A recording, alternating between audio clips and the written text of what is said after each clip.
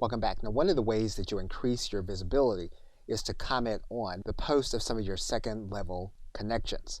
And so, for example, if you find a second level connection and maybe you find a post that has been shared, one of the things you can do is you can optimize your engagement. So, for example, what we can do is we can go to this content and we can optimize for our engagement.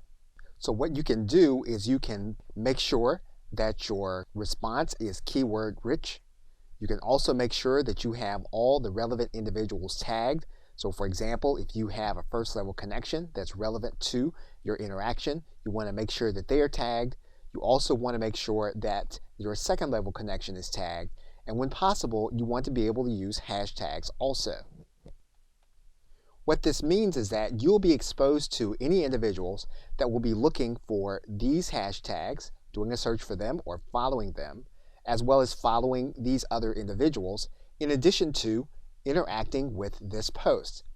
So in all cases where you are going to interact with a post, you want to make sure that engagement and interaction is optimized with your keywords and your hashtags. Okay, so with that, thanks, and I will see you in another video.